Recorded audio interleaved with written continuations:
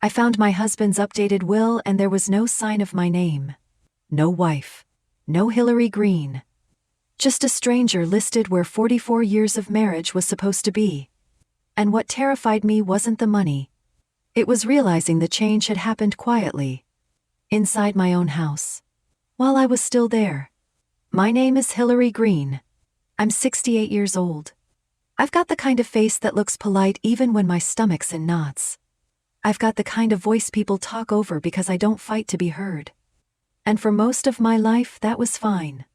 I didn't need to fight. Then one afternoon, I opened the kitchen drawer where we keep the spare batteries and the dog leash we haven't used in years. And under the rubber bands and the old takeout menus, I found a folder I didn't recognize.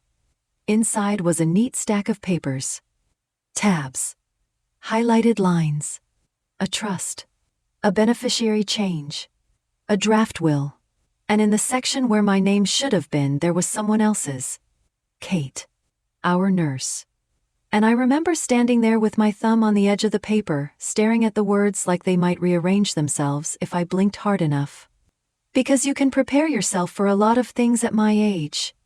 You can prepare yourself for illness. You can prepare yourself for funerals.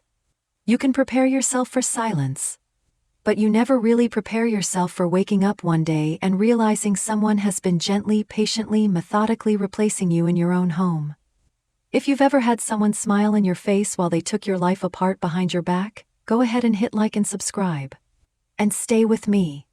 Because the part where I finally snapped is not the part you're expecting.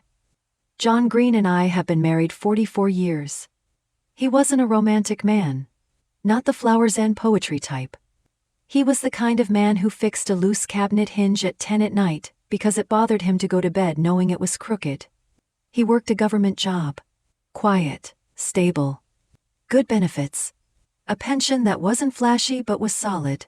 He packed his lunch in the same brown bag for 20 years. He drove every car until it coughed and rattled like it was begging for mercy. He saved money like it was oxygen. Not because he was stingy. Because he had one clear thought that guided him. I'm going to make sure you're safe, he'd tell me. And the kids, even after I'm gone. We raised 2 children. Both grown now. Both living far away. Our daughter lives overseas with her husband. Our son is out of state. They call. They mean well. They love us. But love doesn't change geography. Love doesn't change time zones. Love doesn't sit beside you at 3 in the morning when your husband's coughing and you're counting breaths. John's health started slipping about 6 years ago. Not one dramatic event. More like a slow leak. First it was his stamina. Then his balance. Then a string of appointments that felt like they never ended. He needed more help. More monitoring. More medication reminders. More hands than I had. I'm not fragile. I'm not one of those women who faint at bad news. I've always been steady. But steady doesn't mean endless. I was tired in my bones. I was tired in my spirit. I was tired in the part of me that used to believe I'd get to be a wife again and not just a caretaker in sensible shoes. So when the agency told us they had a nurse available, I felt relief before she even walked through the door. Her name was Kate. Early 40s. Smooth hair pulled back like she had her life together. Calm voice. Friendly smile that didn't feel fake. Not at first. She came in like a breeze. Like competence. Like the solution I didn't know how to ask for. Hi, Mr. Green, she said brightly the first day. I'm Kate. And you're going to make my job easy because you look like a man who listens. John chuckled. He liked being spoken to like he still had some authority left in his body. Then she turned to me. And you must be Hillary. I've heard a lot about you already. That should have been my first red flag. Because who had been talking about me? But I was tired, so I smiled. Nice to meet you, I told her. We're grateful. Kate got to work immediately. She organized John's meds. She wrote neat little labels. She put a water cup by his chair. She made his doctor appointments feel less confusing. She explained things in plain English. And the house felt lighter. Not because John was suddenly healthier, but because I wasn't holding everything alone anymore. I started sleeping a little better. I started breathing a little deeper. I started trusting. And when you're my age, trusting someone feels like giving them a key. Not to the front door. To your whole life. For the first month, Kate was perfect. She didn't overstep. She didn't act entitled. She didn't pry. She just existed. Helpful. Kind. Present. And because she was there so much, she became part of the rhythm. Monday, Wednesday, Friday. Then a few extra days. Then suddenly she was there most afternoons. Then some evenings. "It's okay," she'd say when I asked if we were overscheduled. "I know John's been having rough days. And I don't mind staying late." I believed her. Because she looked like someone who did it out of goodness. And I needed to believe that. One day after John had a bad spell and I'd been sitting with him all morning, Kate came into the kitchen while I was rinsing a plate. "You're doing an incredible job," she said like she meant it. I didn't answer right away. That kind of praise can make you cry when you're running on fumes. "I'm just doing what needs to be done," I said. Kate leaned her hip lightly against the counter like she belonged there. "That's exactly what I mean," she said. Most people would have fallen apart. I laughed a little. Dry. Tired. My kids would say I'm stubborn. Kate's eyes softened. "Where are they again?" I told her. "Overseas. Out of state." She made a sympathetic sound. "That's hard." "It is," I admitted. "But what can you do?" Kate nodded slowly, like she was filing that away. Then she said something that seemed harmless at the time. "You know," she said, "a lot of women your age get left in a really vulnerable position if something happens to their husband first. Paperwork, finances, health decisions, it's a lot." I shrugged. "John's always handled the money. But we're fine." Kate smiled. "I'm sure you are. John seems like a planner." He was. And that was exactly why what happened next felt so sick. Because Kate didn't come in like a burglar. She came in like a suggestion. The first real shift happened on a Tuesday. John had been having trouble sleeping. Not just tossing and turning. He'd wake up disoriented. Irritable. Sometimes he didn't know what time it was. Sometimes he didn't know where he was. If you've never watched a grown man get frightened in his own bedroom, you don't understand how helpless it makes you feel. Kate started calling it overstimulation. "That's common," she told me. "He needs calm." She began setting gentle rules. No heavy conversations after dinner. No discussing finances when he's fatigued. No upsetting topics. At first I agreed. Of course I did. I wanted him calm too. But then I started noticing when calm meant quiet. And quiet meant me not speaking. One evening I walked into the living room and John was in his recliner. Kate was sitting on the couch beside him, holding his hand in both of hers. Not in a flirtatious way. Not obviously. In a careful, almost devotional way. Like she was a priest and he was the altar. They both looked up when I entered. Kate smiled. John looked guilty. Like a little boy caught doing something he didn't understand was wrong. "We were just going over his breathing exercises," Kate said. I nodded. And I tried not to feel like I'd just walked into my own house as a guest. That night, after Kate left, John was unusually quiet. "You all right?" I asked him. He stared at the TV like he wasn't really seeing it. "Hillary," he said slowly.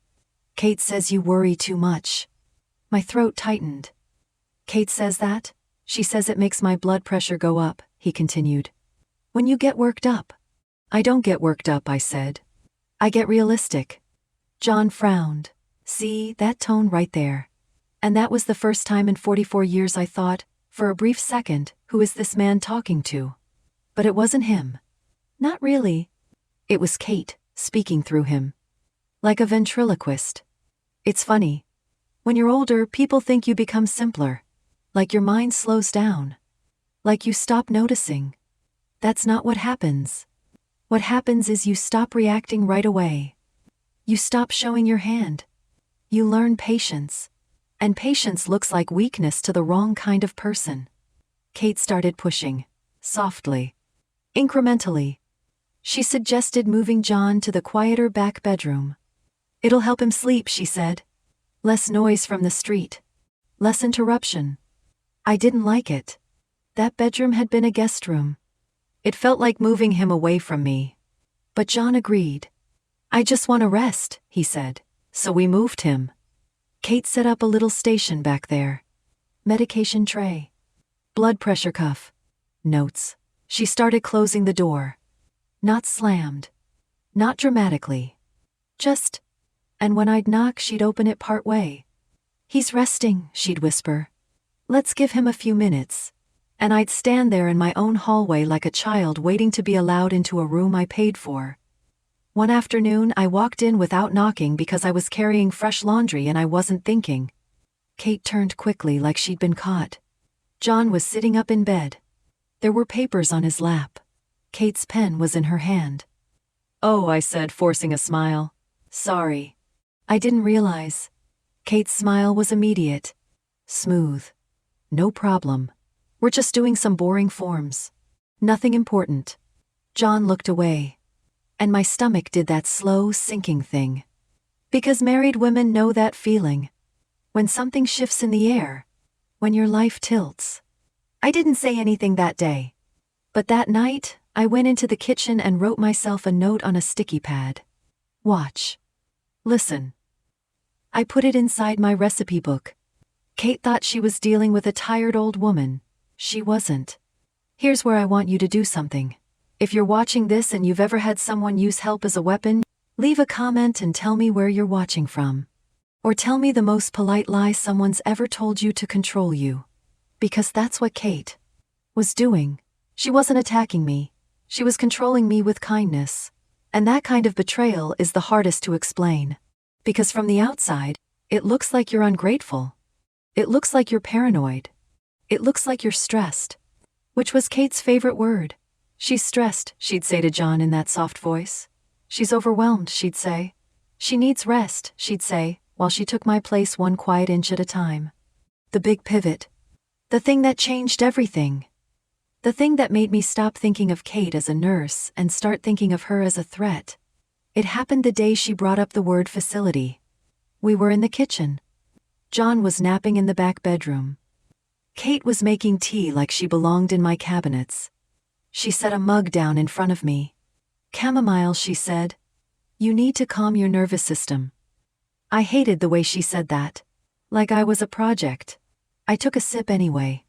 Then she said, casually, like she was talking about the weather, "Hillary, have you ever thought about what happens if John passes first?"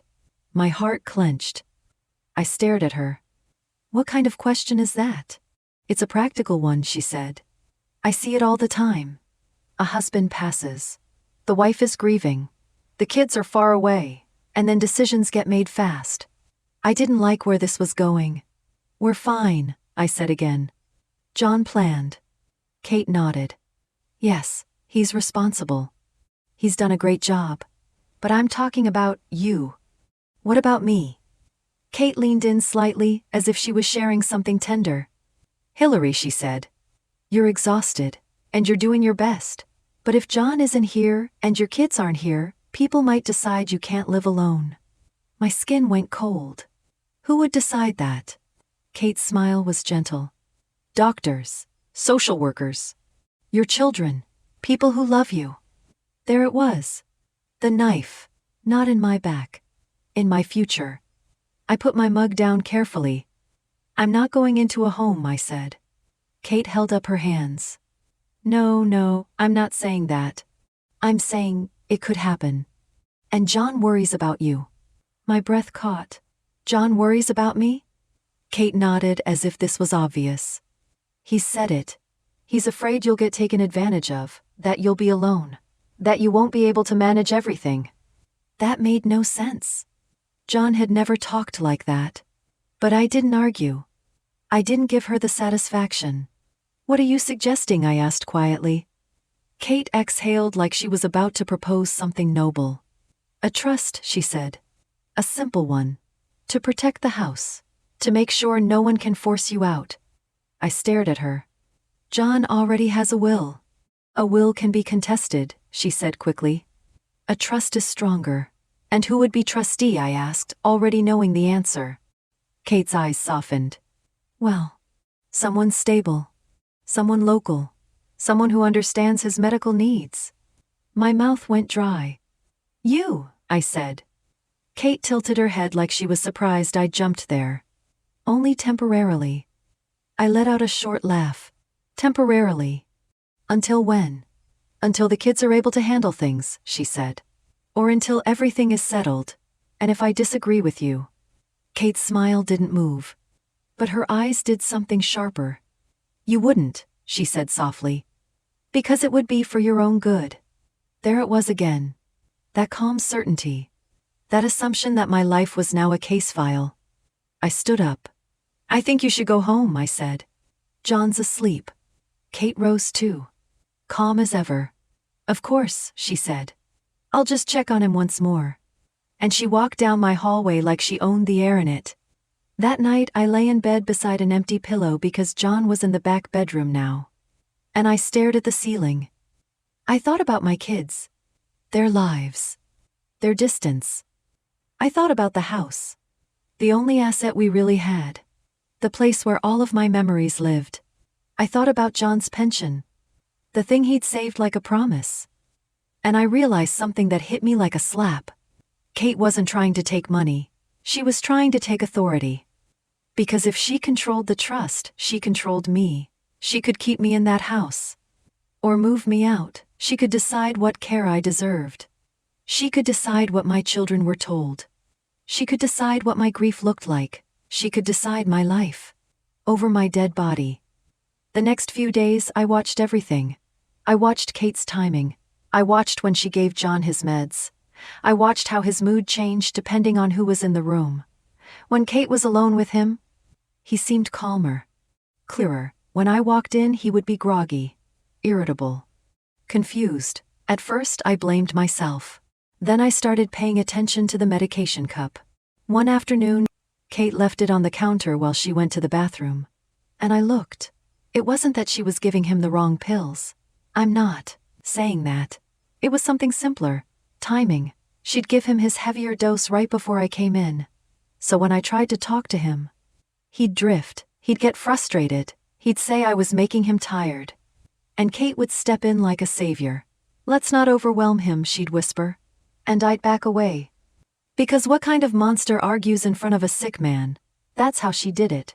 She didn't fight me. She made me look like the fight. Then came the second betrayal. The one that made me feel like the walls were closing in. Our son called.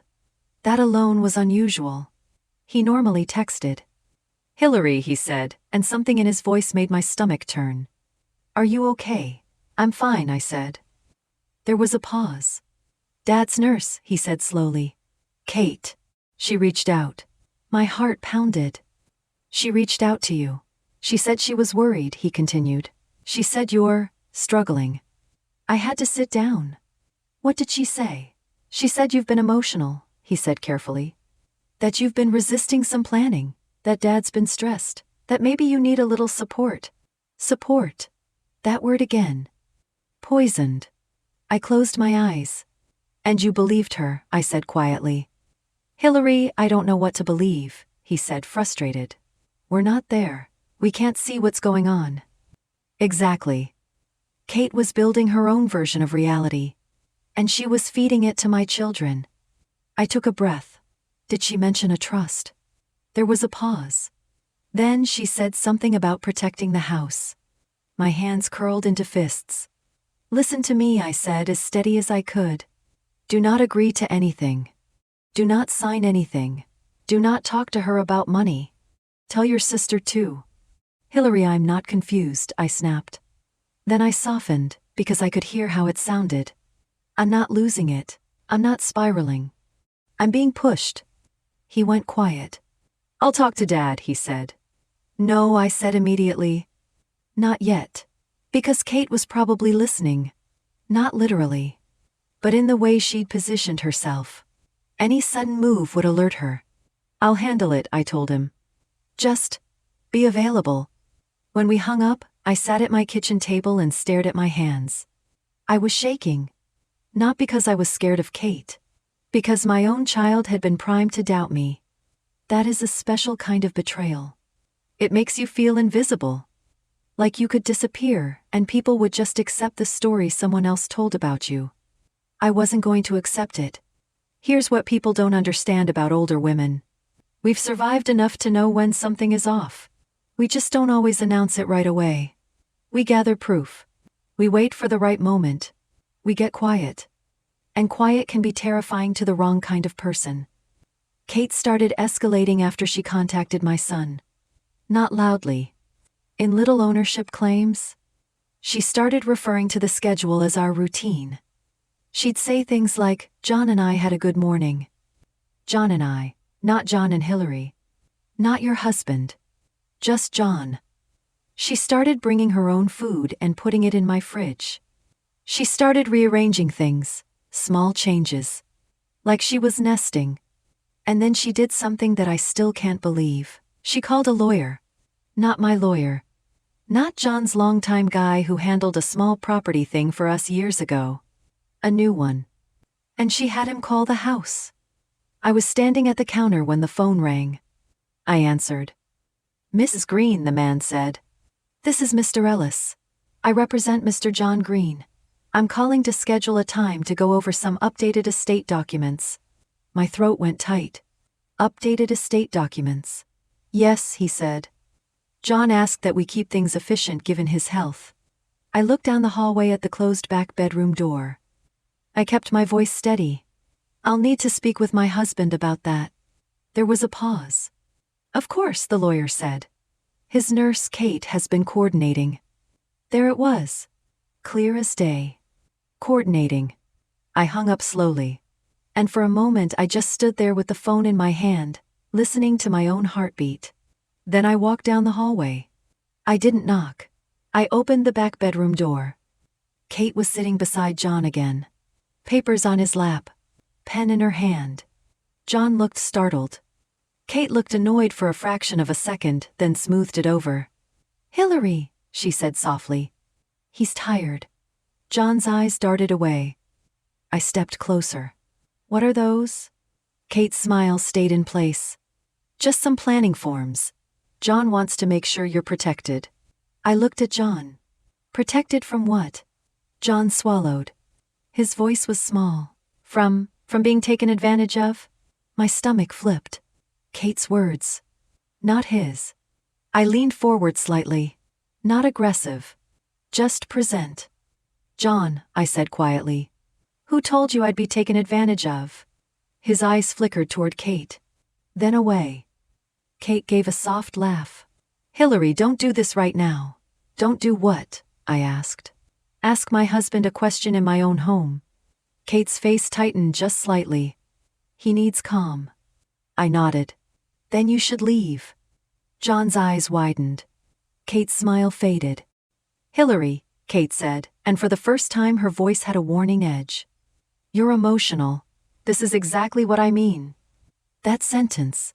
That calm, insulting sentence. Something in me clicked into place. I didn't raise my voice. I didn't cry. I just looked at her like she was a stranger I'd finally recognized. "You don't mean anything," I said. "Because you don't get to mean anything." Kate blinked. "Excuse me." I turned to John. "Do you want her here while we talk?" John hesitated. And that hesitation told me everything. Because if this was just care, he would have said yes. If this was just help, he would have defended it. Instead, he looked trapped. Kate stood. "I'm going to step out," she said quickly, like she was gracious. "But Hillary, you need to understand. I'm trying to keep him stable." She walked past me. Too close. Like a test. And I didn't move. When she left, John let out a shaky breath. "Hillary," he whispered. "I didn't want to upset you." I sat beside him.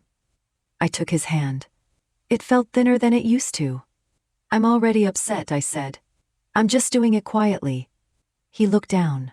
She said the kids could put you somewhere, that you'd be alone, that you'd get confused." My throat burned. "And you believed her?" John's eyes filled. "I'm scared," he admitted. "I'm scared of dying and leaving you with nothing. I'm scared you won't be okay." I squeezed his hand. "John, you are not leaving me with nothing. You are leaving me with the house." The pension. The savings. The life we built, that's not nothing. He swallowed hard. But she said the trust is for her, I cut in gently. Not for me. John's face tightened. She said she'd only be trustee temporarily. And if I disagree, I said, does she still stay temporarily? John stared at the wall. He knew. Deep down he knew. I leaned closer. John, I said softly. Did you ask for that lawyer to call? He didn't answer. That was answer enough. I stood up. We're fixing this, I said. Today. John's eyes widened. Hillary, no, I said calm. Listen. We are fixing this before she turns our home into her retirement plan. Now, I'm going to tell you exactly what I did next, because it matters. And because this is where most people think the story turns into a screaming match. It didn't. It turned into paperwork. Quiet. Clean. Final. I went to my bedroom. I pulled out the folder where we keep important documents. Mortgage records. Insurance. John's pension statements. The will we had signed years ago. I called our old attorney. The one who'd helped us with a property boundary dispute 15 years ago. A small-town man who still mailed holiday cards. He answered on the second ring. Hillary Green, he said warmly. How are you? I'm not great, I said. I need you today. There was a pause. Okay. Tell me. I didn't spill everything. I didn't rant. I didn't dramatize. I gave him facts. There's a nurse, I said. She's trying to get my husband to put the house and pension into a trust where she's trustee. Another pause. Then, is your husband competent? Yes, I said. But he's vulnerable. And she's influencing him. Understood, he said. Bring him in. Today. I looked at John. He was sitting up in bed watching me like I was suddenly someone new. We're going, I told him. John tried to protest. I'm tired. I know, I said gently. But if you're too tired to protect your life, you're not too tired to lose it. That got through. We called the agency and told them Kate was not to return until further notice. I expected a fight. An argument. Pushback. Instead, the woman on the phone sounded nervous. Is everything all right? She asked too quickly. Not really, I said. A pause. I'll note it, she said. That pause told me something too. This wasn't Kate's first time being helpful. On the way to the attorney's office, John sat in the passenger seat with his hands folded. He looked smaller than he used to. Like the world had gotten heavier. Hillary, he said quietly. Did I do something unforgivable? I kept my eyes on the road. No, Di, you sound like you're lying, he said. I sighed. You did something dangerous, I said. You let a stranger make you doubt me. You let her turn your fear into a weapon. John swallowed. I didn't mean I know, I said. But intent doesn't clean up a mess. Action does. He nodded slowly. I'm sorry. I didn't say it was okay. Not yet. Because if I said it too early, it would become my job to soothe him. And I was done being the soothing blanket for other people's choices. We walked into the attorney's office. The receptionist looked surprised to see John. In person. Our lawyer brought us into a back room. He shut the door. He listened. Then he said something that made my blood run cold. Hillary, he said. If your husband signs those documents, you could spend years fighting to undo them. John's face strained. And if she positions herself as trustee, he continued, she can control distributions. She can decide what you receive. When you receive it. What's appropriate? John's hands trembled. I leaned toward him. Do you understand now? He nodded. Tears slipped down his cheek. Silent. The attorney turned to John. John, do you want your wife protected? Yes, John whispered. Then you don't put a stranger in control, the attorney said simply. You put your wife in control. John nodded again. That day, we did 3 things. We reaffirmed the will. Strong. Clean. Updated with witnesses. We locked down the power of attorney. Me. Not Kate. Not anyone else. And we filed a written statement. That John was acting of his own free will and that no caregiver had the authority to coordinate his estate planning. The lawyer looked John in the eye when he said it. John, he said, If someone pressures you again, you tell them to leave. John nodded. We left with a folder that felt like a shield. Now, you'd think that would be the end. You'd think Kate would vanish. But people like Kate don't vanish. They regroup. 2 days later, I got a knock at the door. I opened it. Kate stood there holding a bag like she was bringing soup to a grieving neighbor. Her face was calm. Her smile was practiced. "Hillary," she said softly. "I'm worried about John." "You're not welcome here," I said. Kate blinked. "I'm his nurse." "Not anymore," I said. She leaned forward slightly. "Hillary, I think you're making decisions from fear." I laughed once. "Low, that's rich." Her smile tightened. "John needs stability. And you're not stable right now." There it was again. The story she was building. I stepped onto the porch. I closed the door behind me. "Let's be clear," I said quietly. "You are not going to diagnose me into obedience." Kate's eyes flickered. Just a flash of irritation. "I never meant to upset you," she said smoothly. "I only wanted to make sure John's wishes were honored." "John's wishes?" I repeated. "Or yours?" Kate's mouth tightened. "He told me he was afraid you'd be forced into a facility." My skin prickled. She was still pushing that narrative. "And you offered to protect me," I said. "By controlling my home." Kate sighed like I was exhausting her. "Hillary, I see this all the time. Widows lose everything. Their children aren't around. They can't keep up. I was trying to prevent that." I nodded slowly. Kate brightened slightly, thinking she'd gotten through. Then I said, "Do you know what I see all the time?" Kate blinked. "I see people who confuse access with entitlement," I said. "You had access to my home. Access to my husband. And you started believing you deserved more." Kate's eyes hardened. "That's not fair." "Fair isn't your concern," I said. "Control is." Her face shifted again. That smoothness cracking. "You're making a mistake," she said, voice sharper now. "John trusts me." I tilted my head. "Does he?" Kate stepped closer. "He told me things he doesn't tell you." My stomach turned. Not because I believed her. Because she wanted me to feel small. I smiled slightly. Not friendly. Not warm. "Kate," I said, "you don't want to play this game with me." Kate's eyes narrowed. "Why not?" "Because you're used to women my age being tired," I said. "You're used to us wanting peace more than justice. You picked the wrong one." Kate held my gaze. And for the first time, I saw it. Not kindness. Hunger. Then she did something bold. She said, "He asked me to be here." Ali, but a confident one. I nodded slowly. "Okay," I said. "Let's ask him." Kate froze for half a second.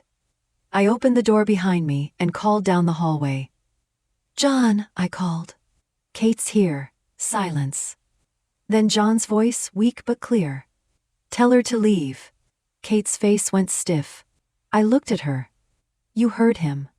Kate's smile became a thin line. "Fine," she said. "But you're making him worse." I stared at her. "And you're making yourself unemployed." Kate's eyes flashed. Then she turned and walked away fast. Not graceful anymore. Just angry. That felt good. I'm not going to lie. But it wasn't enough. Because she'd already contacted my son. She'd already planted doubts. So I did what older women do when they finally stop caring about appearing nice. I documented everything. I wrote down dates, times, statements. I requested John's agency records. I didn't argue. I didn't accuse. I just asked for documentation. Then I called the agency director. I didn't call to scream. I called to sound like a woman who knew how to write letters that ruined careers. "Hello?" I said. "My name is Hillary Green. I need to file a formal complaint." The woman on the phone got quiet. I told her the story. Calm. Specific. No dramatics. I told her about Kate discussing trusts. About a lawyer contacting my home. About my son being contacted. There was a long pause. Then the director said something that told me everything I needed to know. "Mrs. Green," she said carefully. "Did Kate ever ask you about your assets?" "Yes," I said. Another pause. "Okay, she said quietly. Thank you for letting us know. Is this a pattern? I asked. She hesitated too long. That was my answer. Mrs. Green, she said. We will investigate. Good, I said, because if you don't, I will. I hung up and sat there feeling something I hadn't felt in years. Power. Not loud power, quiet power. The kind that comes from knowing you're not going to be dismissed. Around this point, I need you to do something else. If you're still here, comment again. Tell me if you think Kate was after money, control, or both. Because I've had a lot of people argue about it. And I'll tell you right now. It wasn't just money. It was the thrill of being able to move people around like furniture. That's what she wanted. And she almost got it. John's health dipped after the confrontation. He was shaken. I was shaken. We were both older than we used to be. And stress hits differently now. But something else happened too. John started seeing Kate for what she was. One evening, while we were eating dinner, he put his fork down. Hillary, he said quietly, I need to tell you something. I watched his face. I waited. She told me you'd be the reason I died, he said. I went still. John stared down at his hands. She said you stress me out, that you don't understand my condition. That you're... My throat burned. And you believed her. John's eyes filled. For a minute, he admitted. Not because I thought you were bad. Because I thought I was failing you. I thought if I died, you'd suffer. I reached across the table. I took his hand. You were scared, I said. That's what she fed on. John nodded. She told me if I really loved you, I'd make sure you were managed. Managed, that word made me want to throw the plate across the room. John squeezed my hand. I'm sorry, he said again. I let her into my head. I nodded slowly. We both did, I said, but we're getting her out. Kate didn't stop. She couldn't. People like her don't walk away. They escalate until they hit a wall. 2 weeks later, my daughter called in tears. Hillary, she said, voice shaking, what's going on? I closed my eyes. What did she tell you? She said Dad's not safe, my daughter said. She said you're refusing help. She said you're isolating him. My chest tightened. That one was clever. Flipping the story. She said you were controlling everything, my daughter continued. She said she was afraid you'd make him sign things without understanding. I laughed once. Bitter. Isn't that interesting? I said. Because that's exactly what she was doing. My daughter went quiet. I took a breath. Listen to me, I said. Kate is not your friend. She is not a neutral caregiver. She tried to get your father to change his estate planning so she'd have control. My daughter gasped. What? She contacted your brother, I said. Now she's contacting you. There was a long silence. Then my daughter said, Small, I didn't want to believe it. Of course you didn't, I said gently. It's easier to believe your mother is dramatic than to believe a stranger is dangerous. My daughter started crying harder. I'm sorry. I'm not asking for apologies, I said. I'm asking for clarity. Then I said something I hadn't wanted to say, something that felt humiliating. I need you to come, I told her. Or at least be present on the phone while we do the next step. Because the truth was, part of Kate's power came from distance. From the fact that my kids weren't here to see her. My daughter said I can't fly out immediately. I know, I said. But you can be on speaker. You can hear your father say what he wants. You can hear me. And you can hear the attorney. My daughter agreed. That night I sat in my living room staring at the family photos on the mantel. I realized something else then. Kate didn't just want money. She wanted my kids to see her as the competent adult. She wanted them to trust her more than me. Because if she could win that, then even if I fought, I'd fight alone. And fighting alone at 68 is how women lose homes. Not because we're weak. Because no one stands beside us. So I made sure someone stood beside me. Even if it was through a phone speaker. The next meeting with our attorney was on a Thursday. John was tired. But he was clear. My son was on speaker, my daughter too. The attorney went through everything again. Then he asked John directly, with witnesses listening. John, he said, do you want any caregiver, including Kate, involved in your estate planning or in control of your assets? John cleared his throat. His voice was shaky but firm. No, he said. I want Hillary in control. The attorney nodded. And do you feel you were pressured by Kate? John hesitated for a second. Then he said, My son made a sound. Like a quiet gasp. My daughter whispered, Oh, Dad. John's voice thickened. She made me feel like I was protecting Hillary, he said. But she was protecting herself. The attorney looked at me. Hillary, he said gently, that statement matters. I nodded. My eyes stung. Not because I wanted pity, because after weeks of being framed as emotional, I was finally being witnessed as right. The attorney drafted a formal notice to the agency.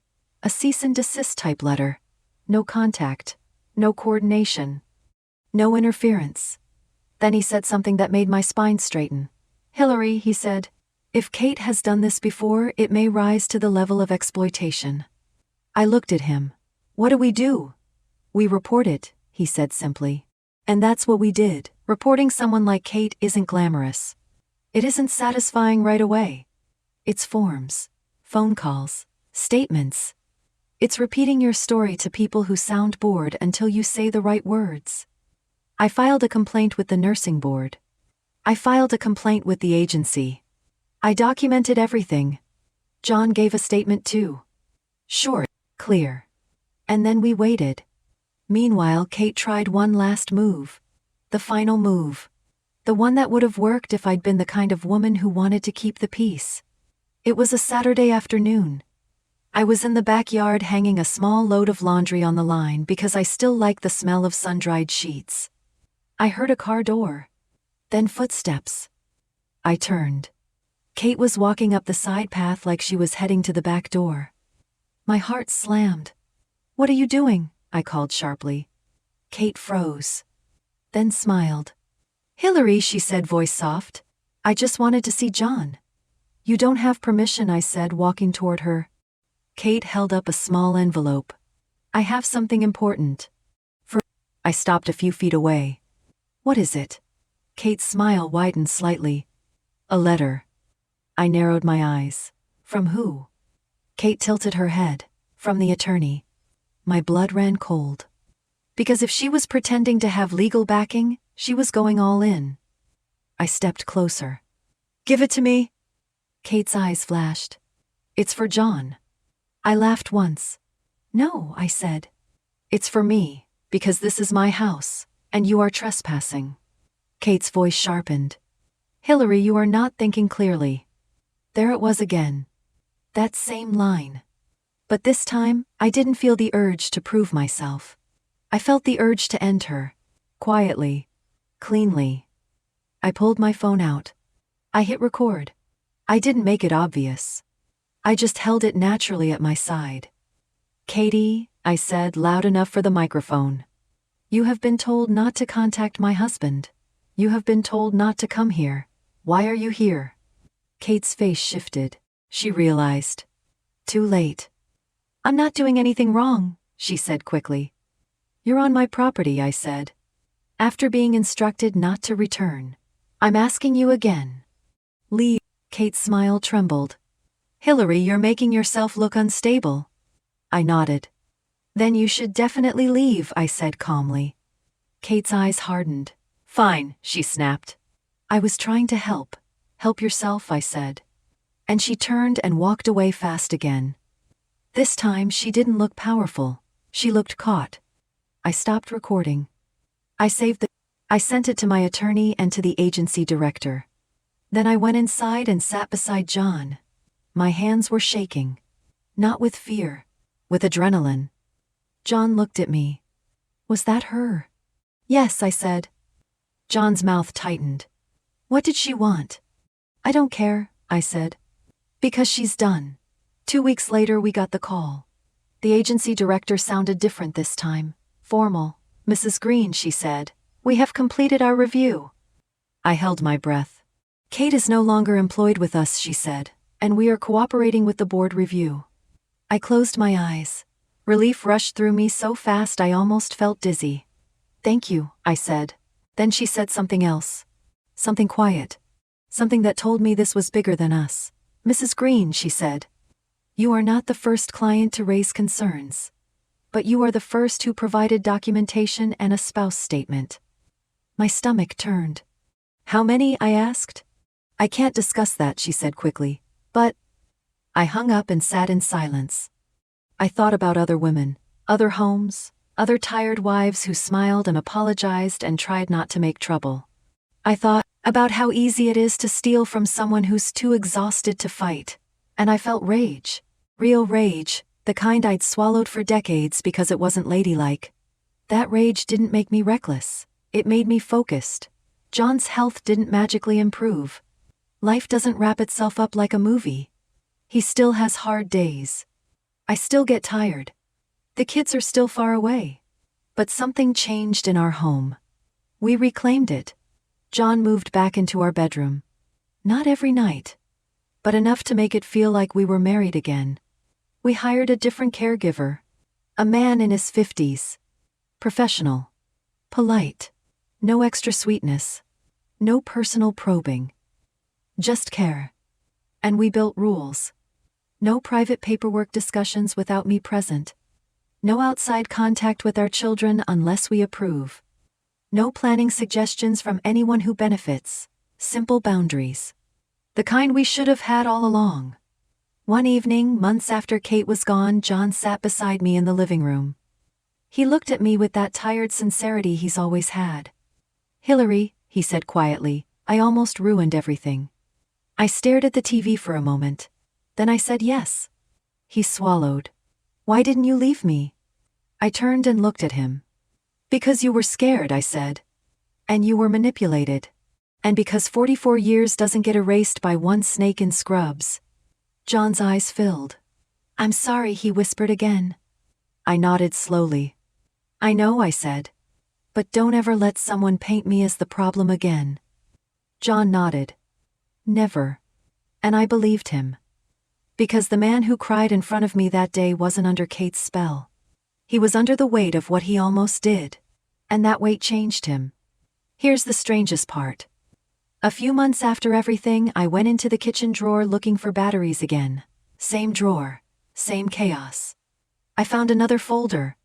Not Kate's. John's. Inside was a handwritten note. His handwriting.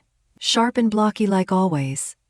It said, "If anyone ever tries to take what's ours, don't you dare be polite about it. Love, John."